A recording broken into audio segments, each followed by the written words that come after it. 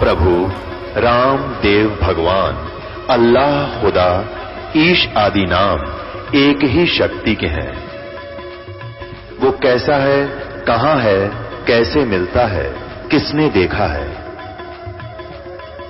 ये प्रश्नवाचक चिन्ह पूर्ण रूप से हटाने के लिए अवश्य सुनिए जगत गुरु तत्वदर्शी संत रामपाल जी महाराज के अमृत वचन, सर्व पवित्र धर्मों के पवित्र शास्त्रों के आधार पर।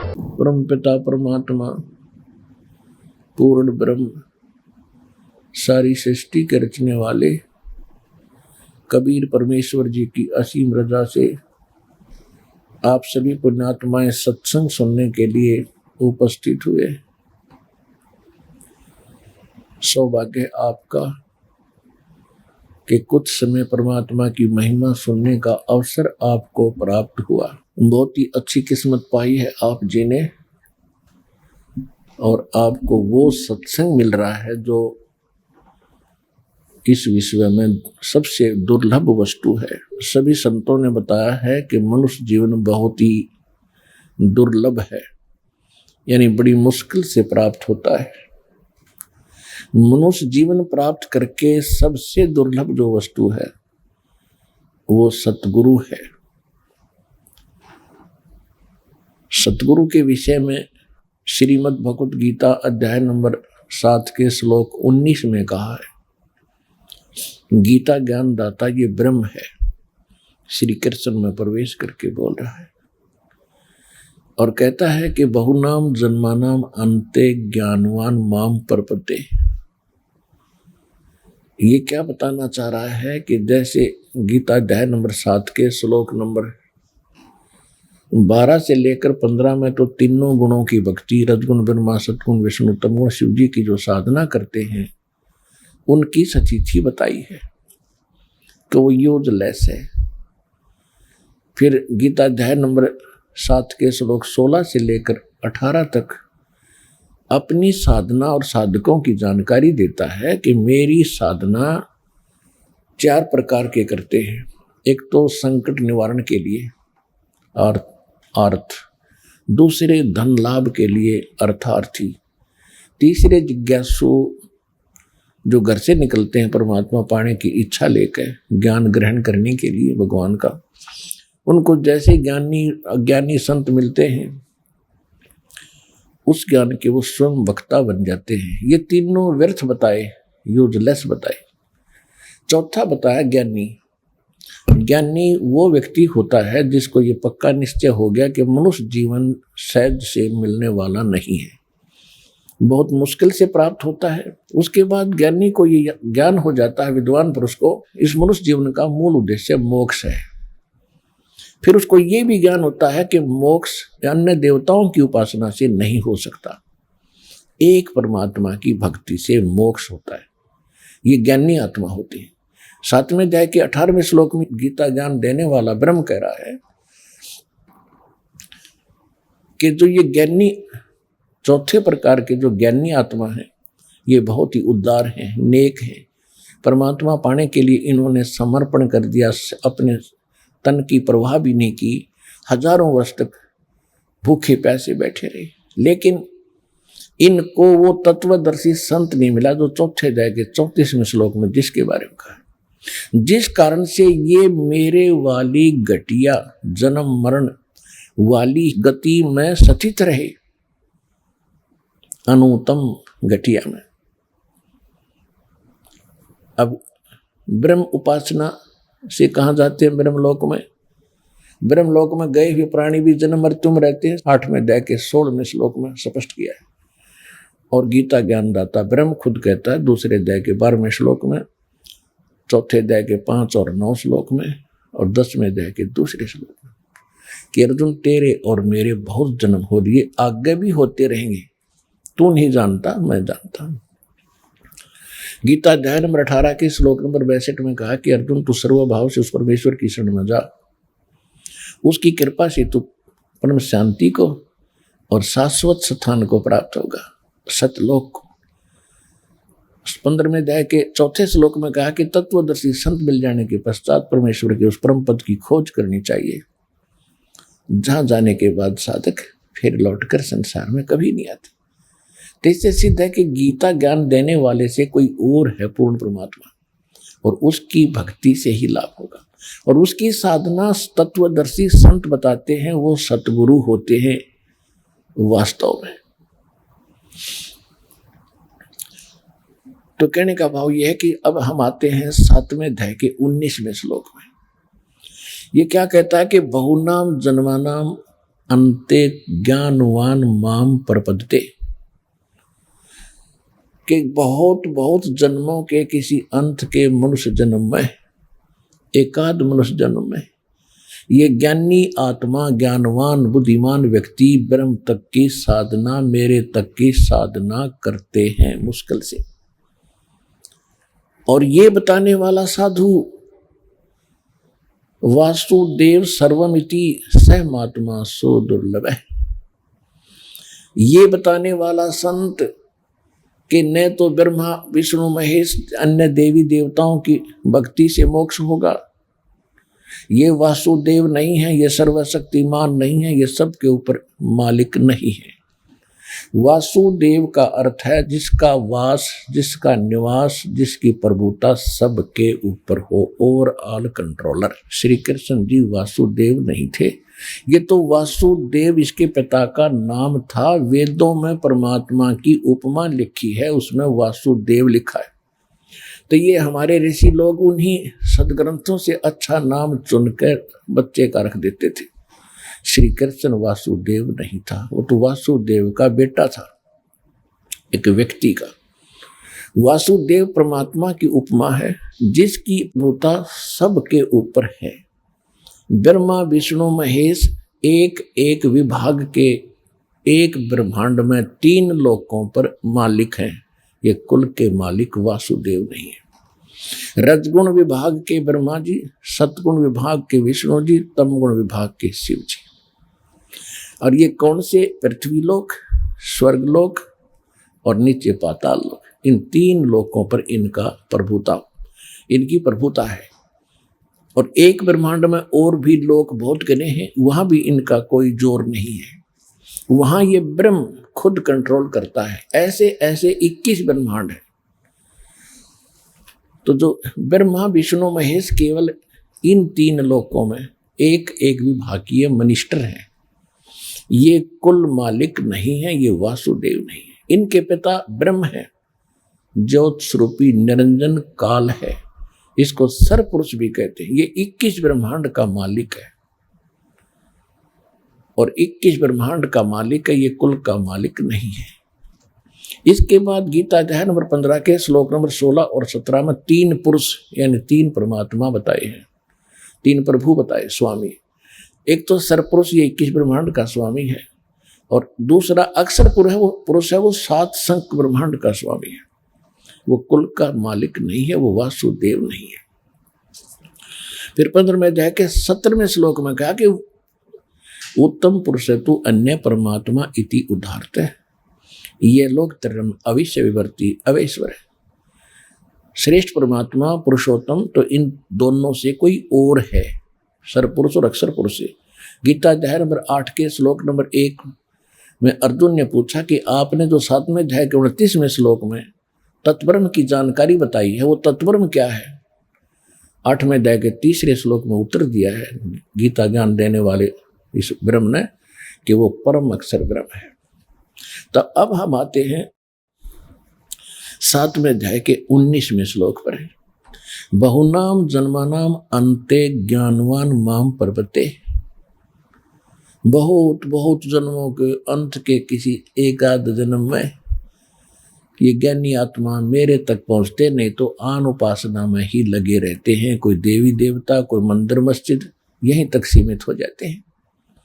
और फिर बताया कि वासुदेव सर्वमिति, तो जो परम अक्षर ब्रह्म है वो कुल का मालिक है, वो असंख्य ब्रह्मांड का स्वामी है, इंक्लूडिंग ब्रह्म एंड पर ब्रह्म। सरपुरुष और अक्षर पुरुष के ऊपर भी उसकी प्रभुता है, और इसके अतिरिक्त असंख्य ब्रह्मांडों का वो मालिक, वो है वासुदेव।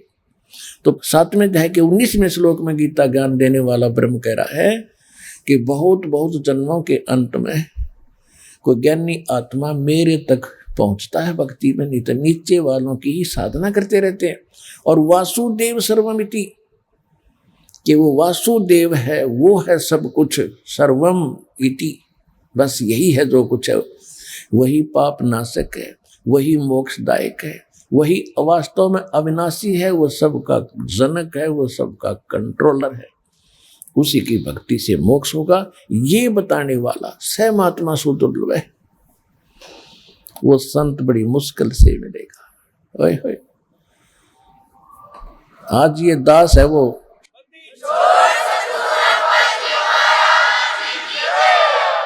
और आपकी कितनी अच्छी किस्मत है कि आज ये दास आपको सुलभ हुआ।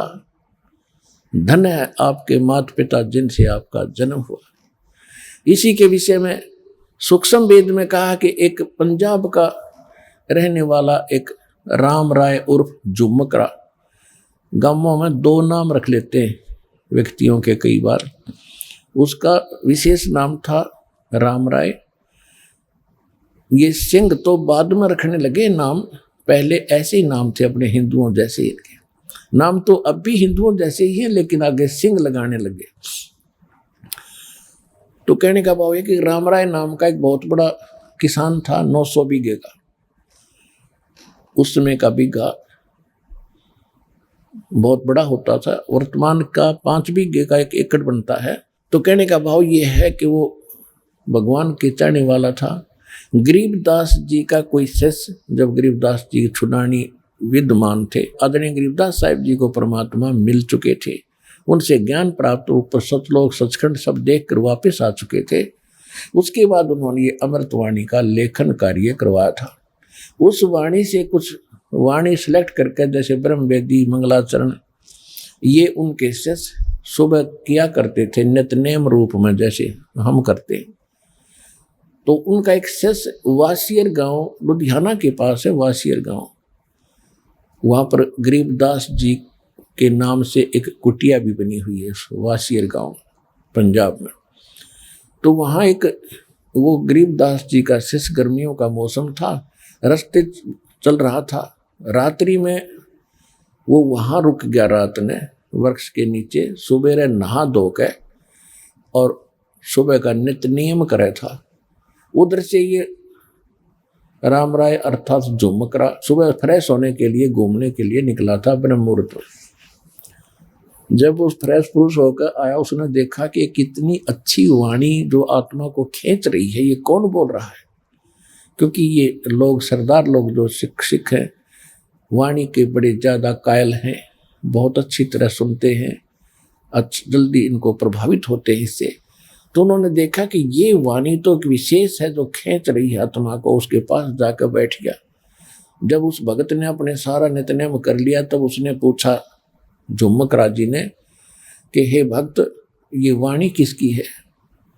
उन्होंने बताया कि हमारे पूज्य गुरुदेव जी की वाणी है। ये संत विद्यमान है वर्तमान में। हाँ जी, ये आज मैं अपने शरीर के अंदर है। और छुड़ानी गांव पूरा एड्रेस बता दिया, उन्होंने लिख लिया। 1-2 दिन के अंदर वो छुड़ानी पहुंच गया। गरीबदास जी के साथ चर्चा हुई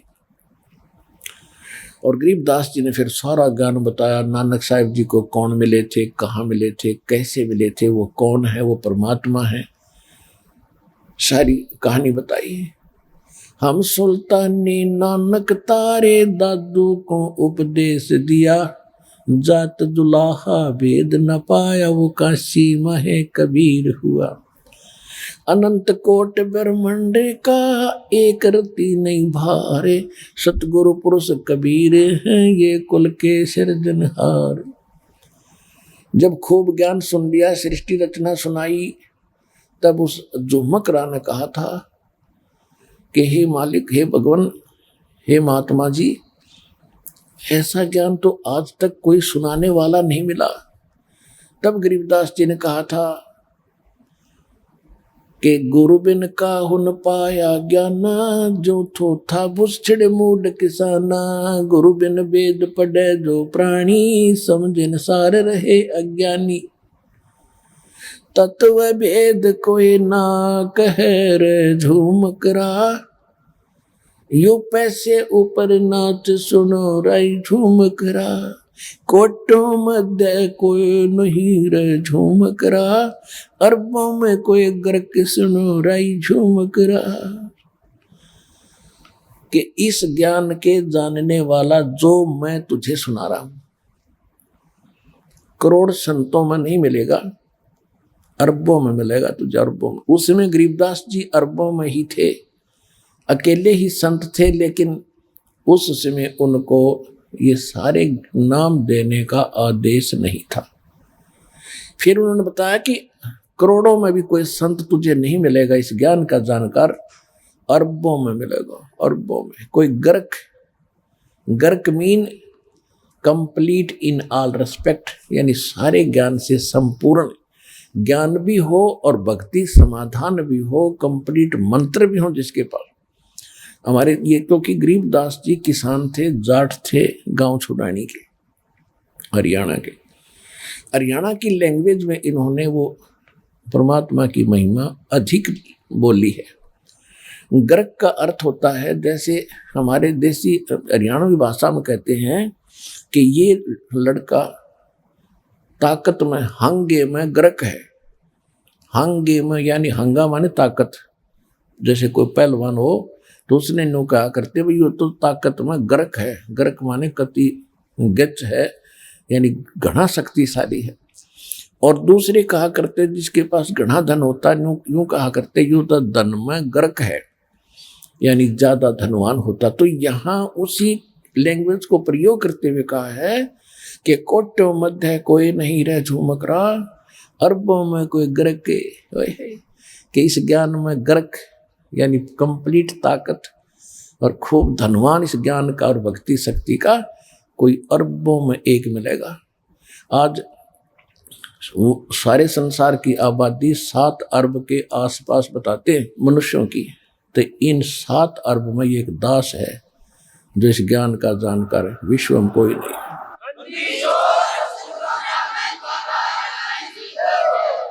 तो आपका सौभाग्य है कि आपको मनुष्य जीवन मिला जो बहुत दुर्लभ, और वो सतगुरु मिल गया। बहु नाम जन्मा नाम अंते ज्ञानवान माम प्रभुते, और वासुदेव सर्वमिति सहमात्मा सुदुर्लभ है। वो दास भी आपको मिल गया। आपकी कितनी अच्छी किस्मत है, कितनी लाडली आत्मा हो उस परम पिता की, कबीर भगवान की, आप जो बहुत वक्त से आगे हो। जो देर से आएंगे पछताया करेंगे, गए समय को रोया करेंगे टक्कर मार मार के, वो समय फिर हाथ नहीं आएगा। अब जो प्रसंग चल रहा है, अब सतगुरु मिलते हैं तो फिर ज्ञान बताते हैं। सतगुरु सच्चा ज्ञान देते हैं, उसी को सतगुरु कहते हैं। और जो सदग्रंथों के ज्ञान को ही आगे बढ़ाता है वो सतगुरु कहलाता है। जिनको ज्ञान ही नहीं है, अपने सदग्रंथों का ज्ञान नहीं है, वो सतगुरु नहीं है, वो बकवादी व्यक्ति है। तो पुण्यात्माओं, और सतगुरु सत्संग करते हैं और सत्संग से फिर ज्ञान होता है। अब गरीबदास साहिब जी सतलोक में सारी व्यवस्था देखकर आए, भगवान की महिमा से परिचित हुए। उन्होंने क्या बताया है कि वाणी सुनाते हैं आपको। न्योल नाद सुभान गति, ये लड़े भुवंग हमेशे, जड़ी जान जगदीश है, व्यसना व्यापै से। पुणात्माओं, ये सूक्ष्म वेद है। आपको तो 4 वेद ही ऐसी समस्या पैदा हो रही थी, ये 4 वेद ही नहीं समझ में आए थे, वो संस्कृत में थे। और ये सूक्ष्म वेद जो भगवान का दिया हुआ ज्ञान है, परमात्मा ने जो बोला है वही गरीबदास जी ने लिखा है। ये भी एक सूक्ष्म वेद है, इसके अंदर कंप्लीट ज्ञान है। जैसे गीता अध्याय नंबर 4 के श्लोक 32 में कहा है कि परमात्मा स्वयं परम अक्षर ब्रह्म आके अपने मुख कमल से जो ज्ञान देता है, उस ज्ञान के अंदर यज्ञों की यानी धार्मिक अनुष्ठानों की जानकारी विस्तार से कही गई है। और उसको जानने के बाद फिर सब पापों से जीव मुक्त हो जाता, वो सूक्ष्म वेद है। चौथे अध्याय के 34वें श्लोक में कहा कि उस तत्व ज्ञान को जो भगवान खुद बताता है, तत्वदर्शी संत जानते हैं, उनसे दंडवत प्रणाम करके कपट छोड़ कर प्रसन्न करने से वो तत्वदर्शी संत तुझे तत्व ज्ञान का उपदेश करेंगे। तो अब ये सूक्ष्म वेद है, इसको समझना बड़ा कठिन है। इस दास पर दया करी उस परम पिता कबीर भगवान ने, इस दास की बुद्धि खोली इस मालिक के गूढ़ रहस्यों को समझने और आपको समझाने के लिए। न्योली न्योल, नेवले को कहते हैं न्योल देसी भाषा में, अरवाणी भाषा। न्योल नाद सुभान गति, ये लड़े भुवंग हमेशे, जड़ी जान जगदीश है, व्यसनी व्यापै शेष। अब देखो एक पंक्ति है दाता के ज्ञान की, और इसमें कितना गूढ़ रहस्य छुपाया है कि जिस भगत के पास ये यथार्थ मंत्र सत भक्ति सतनाम जिसके पास उपलब्ध है, वो एक ऐसा सुरक्षित हो गया जैसे एक नेवला होता है। नेवला आप समझते हो, नेवला, उस नेवले की कितनी लंबाई होती है, ज्यादा से ज्यादा वो 8-9 इंच लंबा होता, समेत पूछड़ के दूम समेत, और चूहे से थोड़ा सा बड़ा होता है। और वो सर्प के साथ लड़ता है। सर्प लगभग 10-10 फुट 12-12 फुट लंबा हो जाता है और उससे कई गुना ताकतवर होता है। अब वो उससे कैसे लड़ता है? वो ऐसे स्थान पर उस सर्प को छेड़ता है जहां पर किसी झाड़ी में, बोझड़े में एक जड़ी होती है, नागदमन जड़ी नाम है उसका, नागदमन, और उसमें से महक निकलती है। वो नेवला क्या करता है, वहां उस जड़ी को सूंघ कर आता है, श्वास रोक लेता है और उधर से सर्प को छेड़ जाता है। सर्प उसके लिए ऐसे तैयार होता है, डंक फन उठा करके। अब नेवला उसके निकट आकर के वो जड़ी जो सूंघ करा था वो श्वास छोड़ देता है। उस जड़ी के सामने सर्प को चक्कर आने शुरू हो जाते हैं उसकी नाकों में जाते ही, और वो अपनी जान बचा के भागने की सोचता है। फिर नेवला उसकी मुंडी पर बैठ जाता फन के ऊपर, और साथ में वो श्वास भी छोड़ता रहता है और फिर उसको पकड़ के मार देता है। अब नेवले के पास वो जड़ी है तो वो उसको काबू कर पाया, इतने लंबे अजगर को। इसी प्रकार ये काल जो है एक सर्प है और जीव एक नेवले जैसा वो छोटा प्राणी है। इसकी ताकत के सामने जिसके पास ये सतनाम रूपी जड़ी है नागदमन, वो फिर इस काल पर विजय पालेगा।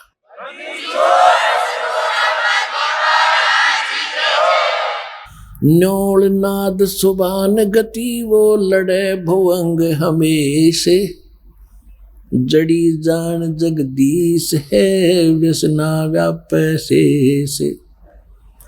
कि सतनाम जो नाद है, सतनाम का जो मंत्र है, ये भगवान की शक्ति, जगदीश की शक्ति है।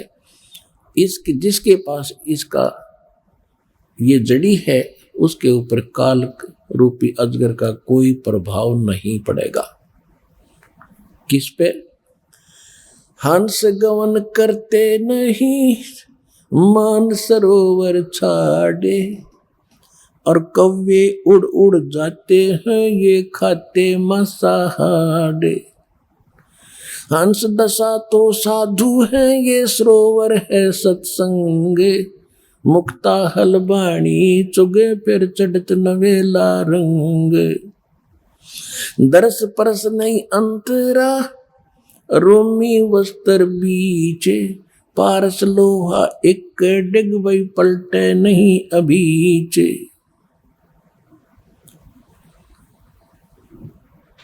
अब क्या बताते हैं कि हंस गवन करते नहीं मान सरोवर छाड़, और कौवे उड़ उड़ जाते हैं वो खाते मांसाहार। हंस किसे कहते हैं? हंस एक पक्षी है जो बुगले जैसा होता है। बुगले में और हंस में डिफरेंस देखने के लिए ये बताया जाता है कि हंस, एक ही सरोवर में हंस भी होते हैं, बुगले भी होते हैं। बुगले खाते हैं मछलियां या कीड़े मकोड़े, हंस नहीं खाएगा, हंस केवल मोती खाता है। दूसरे हंस में एक और गुण दिया है परमात्मा ने कि एक गिलास दूध में एक गिलास पानी डाल दीजिए और हंस के सामने रख दो। हंस में ऐसी ताकत शक्ति दी है कि वो दूध को पी लेगा, एक गिलास पानी उससे छोड़ देगा। वैसे दूध से पानी अलग होना बड़ा असंभव है और उसमें वो ताकत है। तो इसी प्रकार जो भक्त हैं, जिन्होंने दूध और पानी छान लिया, जिन्होंने कीड़े मकोड़े खाने छोड़ दिए, यानी बीड़ी शराब मांस तम्बाकू ये बकवाद थी ये त्याग दी, वो हंस जैसी वृत्ति के सूचे भगत बन गए। अब कहते हैं कि हंस गवन करते नहीं मान सरोवर छाड़, और कौवे उड़ उड़ जाते हैं जो खाते मांसाहार। यानी जो हंस है वो सत्संग को नहीं छोड़ सकते। जो कौवे जैसी वृत्ति के व्यक्ति हैं, जिन्होंने बकवाद छूटती नहीं, वो सत्संग छोड़कर बकवादें करते रहते हैं। हंस दशा तो साध है और सरोवर है सत्संगे, मुक्ता हलवाणी चुग ये चढ़त नवेला रंगे। अब उन हंसों के लिए ये सत्संग रूपी सरोवर है, और ये साधु आत्मा ये है हंस। हंस दशा तो साध है और सरोवर है सत्संग, और यहाँ ये परमात्मा की अमृतवाणी रूपी मोती खा रहे हैं। और फिर चढ़े नवेला रंग, दूना अच्छा भाव बनता चला जाएगा। जो सत्संग में आए जाएंगे डटे रहेंगे।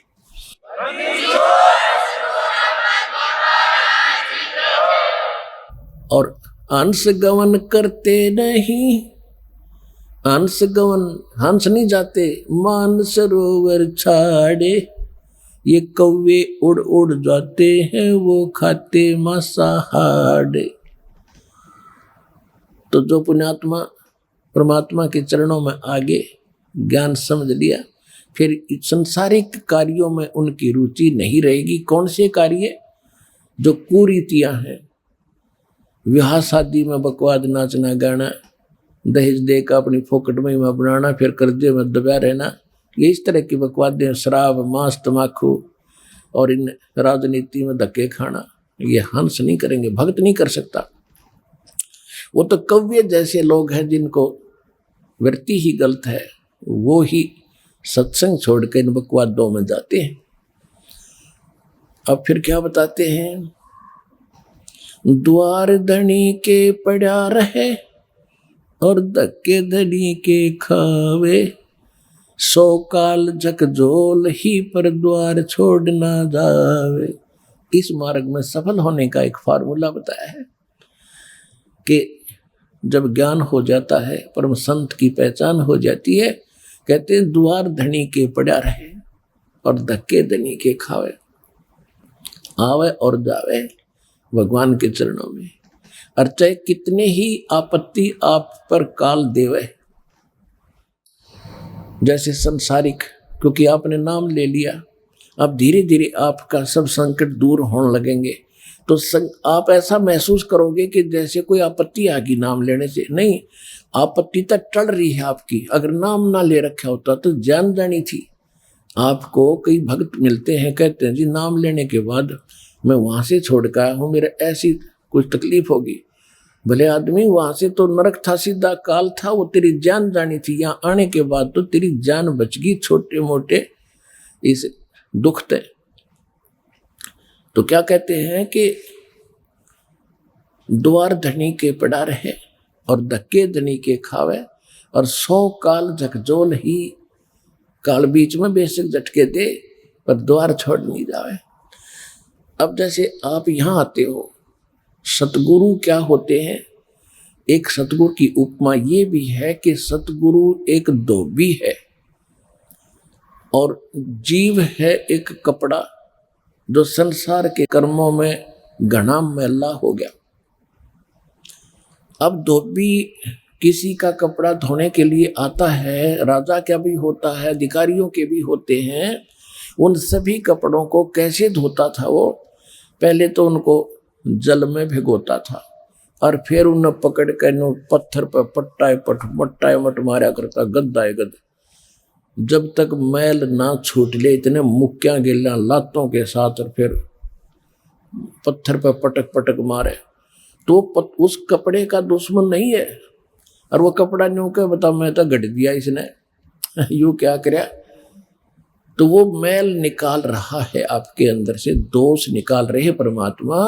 परमात्मा की शरण में आने के बाद छोटी मोटी कोई हरकत होती है तो गॉड गिवन समझना कि आपको पटका जा रहा है उस धोबी के गांठ की तरह।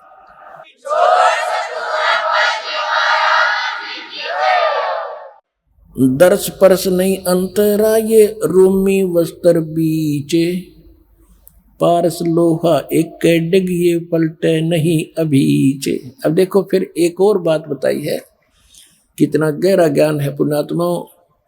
जब आप कोई सूक्ष्म वेद का ज्ञान होगा, आप दांतों तले उंगली दबाया करोगे कि आज तक हमने गीता भी पढ़ी।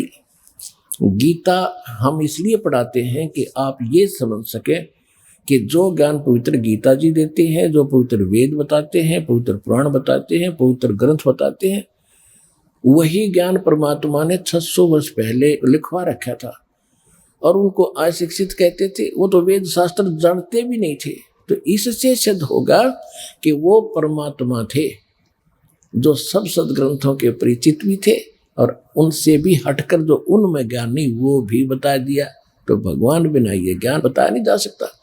तो परमात्मा को पहचानने का एक ये भी फार्मूला है, एक पॉइंट है। तो क्या बता रहे हैं? दर्श परस नहीं अंतरा, ये रूमी वस्त्र बीचे, लोहा पारस लोहा एक डिग, वही पलटे नहीं अबीज। एक पंक्ति में कितना गहराई भर दी, कितने गूढ़ रहस्य है। क्या बताते हैं कि आप यहाँ सत्संग में आते हैं और जिनके इन वचनों का असर नहीं हुआ तो वो कैसे है? चंदन बन में रंग ला दे, एक बांस बिटम्बी नासी जय, कोट वर्ष करो संगत संतों की, कोट वर्ष करो संगत संत की, पत्थर का जल में क्या भीजे, एक चंदन बन में रंग ला दे, पर बांस बिटम्बी नासी जय। क्या बताते हैं कि जैसे सत्संग में भी आते हैं और फिर विकार भी करते हैं, उनके बारे में बताया है कि जैसे करोड़ वर्ष करो संगत संत की, संतों की, पत्थर का जल में क्या भीजे। जैसे पत्थर को जल में डाल दे चाहे 20 फुट नीचे गहराई में, और निकालने के बाद फिर उन दोनों टुकड़ों को तुरंत ऐसे रगड़ दो, तुरंत आग पाटेगी, चिंगारी पाटेंगी, निकलेंगी। इससे सिद्ध हुआ कि जल से तो असर होना चाहिए था, वो अंगारी नहीं पाटनी होनी चाहिए थी, नहीं निकलनी चाहिए थी, लेकिन उसके जल का असर नहीं हुआ, वो न्यू का न्यू पड़ा है, एज इट इज विकार उसमें। इसी प्रकार जो सत्संग में आते हैं उनको कहते हैं करोड़ वर्ष करो संगत संतों की, और पत्थर का जल में क्या भीजे, क्या भीगे, और चंदन बन में रंग ला दे, एक बांस बिटम्बी ना सिजे। ये सूक्ष्म वेद की वाणी है, गरीबदास साहिब जी की वाणी है।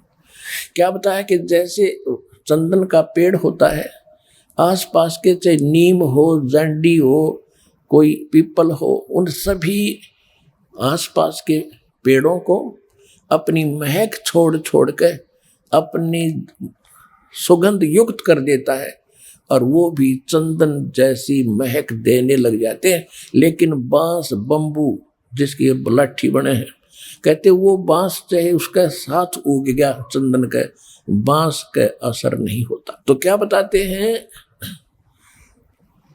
कि कोट वर्ष करो संगत संतों की, और पत्थर का जल में क्या भीजे, और चंदन बन में रंग ला दे, एक बांस बिटम्बी ना सींचे।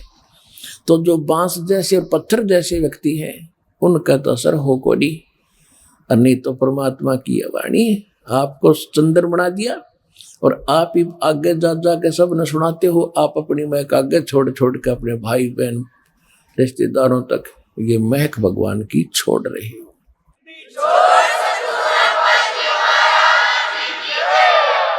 अब क्या बताते हैं कि यहां आते भी हैं और सही ढंग से लगते नहीं। उसके विषय में बताया कि दर्श परस नहीं अंतरा और रूमी वस्त्र बीच। जैसे एक पत्थर होता था जिसको पारस पत्थर बोलते हैं, और उस पारस पत्थर में पत्थर जैसा ही होता है, उसकी पहचान नहीं हो सकती। उसकी पहचान यही है कि जिस समय वो लोहे से टच होता है तो पूरे उस लोहे के उस गट्ठे को, जैसे ये गाडर का बिठा दिया किसी कोने में, गाडर होते हैं ना, गाडर आपने देखे कड़ियों की तरह लोहे के गाडर होते हैं लंबे लंबे, एक गाडर का कहीं भी बिठा दिया, टच कर दिया तो पूरे गाडर को सोना बना देता वो।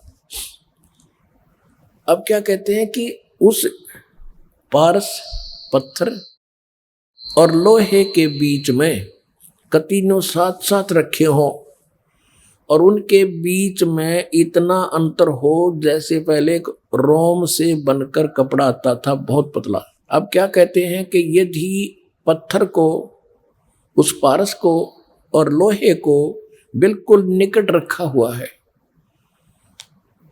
और उसमें केवल इतना अंतर हो जितना रोमी वस्त्र यानी पतली सी वायल होती थी, यानी बिल्कुल बाल से भी कम डिफरेंस भी उसमें हो, आपस में मिलन ना मिले हो, और ये इंतजार कर रहे हो कि दोनों पत्थर भी रख दिया, सोना भी साथ में है, पारस भी रखा है और लोहा सोना बना नहीं।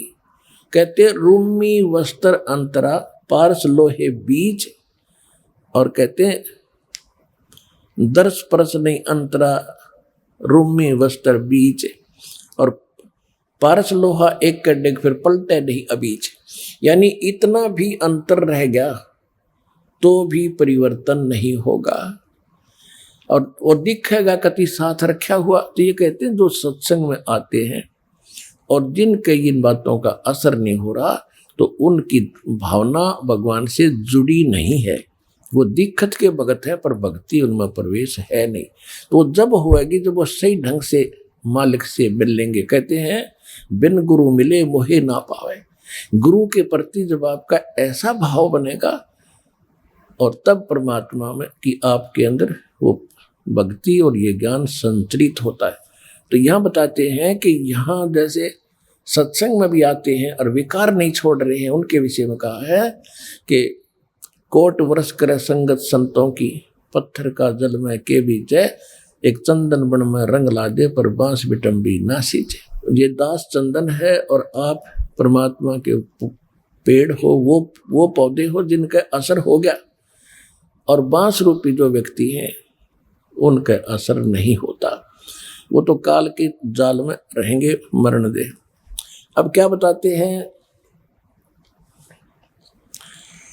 परमात्मा की शक्ति बताते हैं कबीर परमात्मा की कि 9 लख नानक नाद में ये 10 लख को रख तीर, लाख दत्त संगी सदा वो चरणों चर्च कबीर।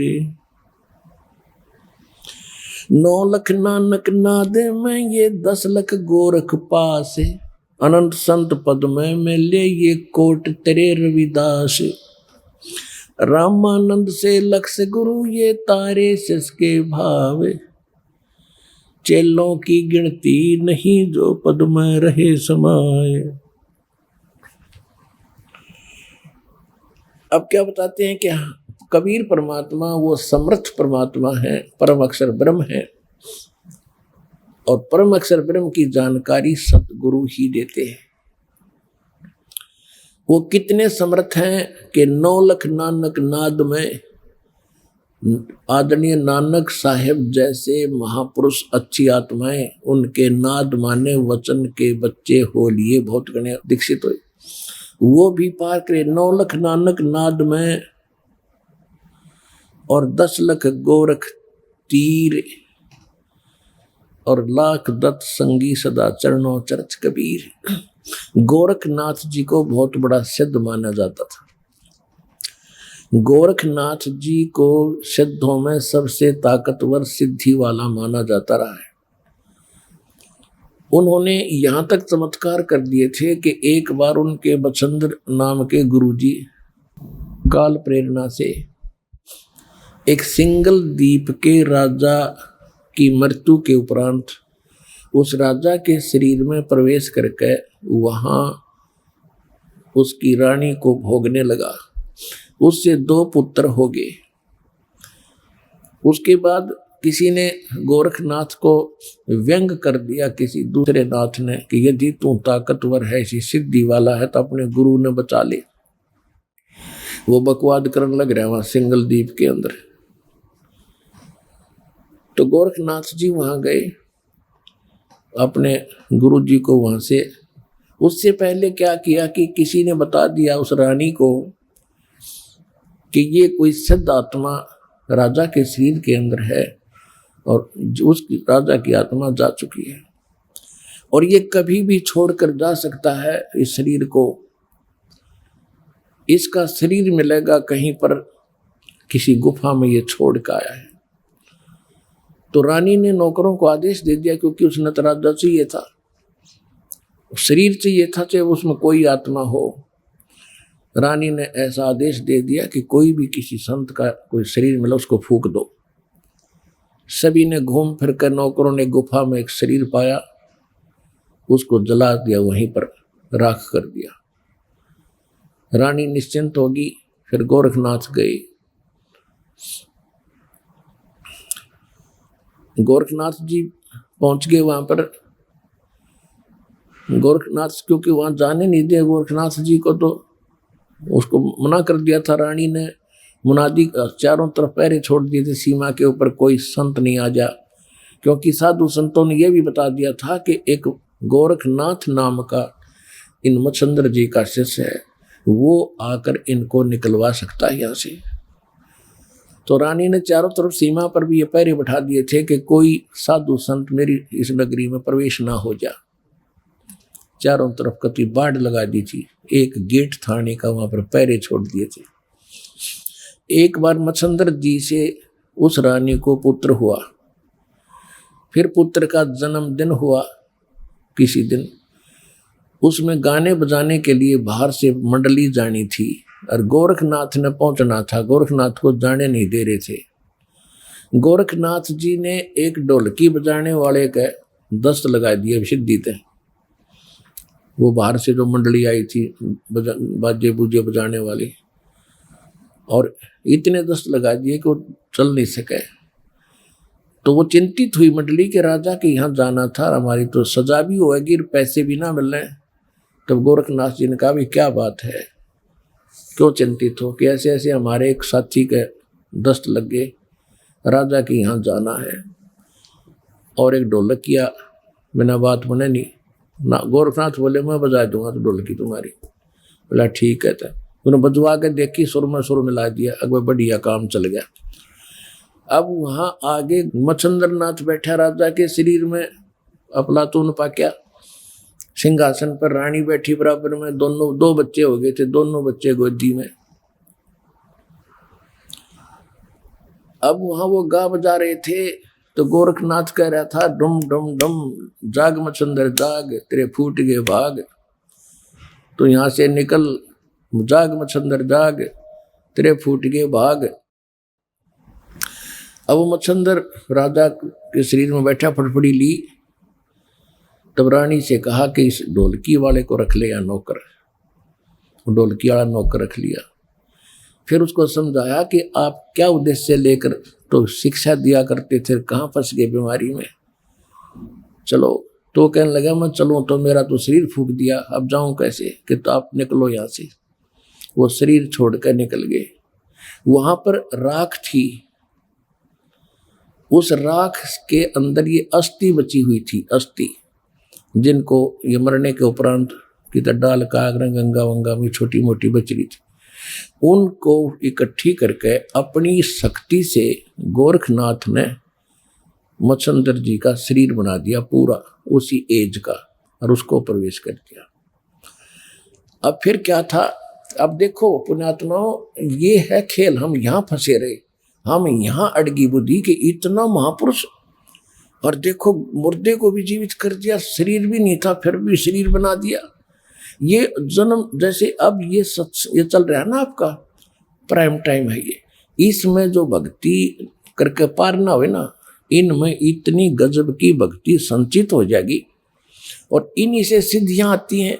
इसी भक्ति को अगर आप खराब करने लग जाओगे ना कुछ दिनों में, बिना ज्ञान के किसी का झाड़ा लान लगे वो ठीक हो जाएगा, और कोई किसी को आशीर्वाद दोगे वो फल लग जाएगा, आपके पंचर हो जाएगा। तो ये इतनी भक्ति इकट्ठी कर लेते हैं ये साधु संत इस समय में, अब जो चल रहा है, और ये पार हो नहीं पाते, ये फिर काल का फंस जाते, और यही फिर आगे प्रसिद्ध होते रहते। फिर क्या होता है कि गोरखनाथ पिछले जन्म से सिद्धि युक्त था ऐसे। अब हम ये सोचते हैं वो ऐसा महापुरुष हो तेरे की, ये तो भगवान ने है, इस ताकतवर और कौन होगा। अब उधर से जब मच्छंदर वो चला था, क्या नाम है, राजा निकल के वहां से, तो राजा ने क्या किया, एक थैले में सोने का असरफी डाल ली गणिए, आगे काम आऊंगे अपने भंडारा में। अब जब वो मच्छंदर का शरीर बना दिया, राजा का शरीर वहां छोड़ दिया, फिर वो झोला ठा के चला मच्छंदर, क्योंकि आत्मा तो वही थी जो सारी क्रिया कर, और उस थैले में के थी वो सोने की असरफी। तो आगे कुएं पर पानी पीने लगे, तो मच्छंदर ने कहा कि ले गोरख संभाल कर रखिए इसको, इसमें बड़ी कीमती वस्तु है और सोने की असरफी है, 1 किलो पक्का ले रहा, 2 किलो पक्का, और संभाल के रख। जब पानी पीने लगे गोरखनाथ ने वो थैला कुएं में उलट दिया, वो सारी असरफी सोने की कुएं में डाल दी, और मच्छंदर उस पर लाल हो रहा, निकम्मे तने क्या कर दिया, मूर्ख कहीं का, तेने अकल नहीं है। गोरखनाथ बोले गुरुदेव आप तो कति राज ऋषि बन गए, ब्रह्म ऋषि नहीं रहे। वहीं पर एक पहाड़ी थी छोटी सी, अपने मंत्र से उस पहाड़ी को सोना बना दिया गोरखनाथ ने। अब मच्छंदर को कहा कि ले गुरुदेव इन ठाले जितने डले चाहिए तेरे को। अपने आत्मा दास आपको कहाँ लाना चाहता है, यहाँ एक पंक्ति है कि 9 लाख नानक नाद में और 10 लाख गोरख तीरे, लाख दत्त संगी सदा वो चरणों चर्च कबीरे। कि हमारे कबीर साहब कितने शक्तिशाली हैं, उनमें कितनी ताकत है। ये गोरख जैसे तो उनके चरणों में पड़े रहते हैं, पास सिंह भी नहीं उनके। जिसकी शरण में आप हो दास वहां लाना चाहता है। अब क्या होता है, ऐसा सिद्ध पुरुष और जिसने ऐसी करामात कर दी, लेकिन वो पिछले जन्म जन्म के पुण्य संग्रहित थे इस समय के। आपको बहुत बार सुना है, गरीबदास जी की वाणी में है कि शब्द महल में सिद्ध 24 हंस बिछोड़े विश्व बीसा। हमारे इस मंत्रों में यहाँ की तो अष्ट सिद्धि प्रसिद्ध है। हमारे ये इस मंत्र से, साधना से 24 सिद्धियां आ जाएंगी आप में, पर इनको प्रयोग ना करना। इन सिद्धियों की ताकत, सिद्धि बिना भी बात नहीं बने, सिद्धि से ही तो हमारी भक्ति रूपी जहाज चलेगा। यानी हम यहाँ से उस सिद्धियों से उड़कर चलेंगे, और हमने वो प्रयोग कर ली तो हमारी टायर की हवा निकलेगी, फिर हम कैसे उड़ेंगे, कैसे चलेंगे आगे। तो ये गलती से पार हुए नहीं, ये फिर ठगे काल के, और पहले उसमें ब्रह्मलोक में रखा, वहाँ होटल में, वहाँ इनसे सारी पूंजी खत्म करा के फिर पृथ्वी पटक दिया। इनके पास फिर सिद्धि रह जाती है, भक्ति धन वहाँ खत्म करवा दिया। अब सिद्धियां पे ये माचे फिरे थे, फूले फिरे थे।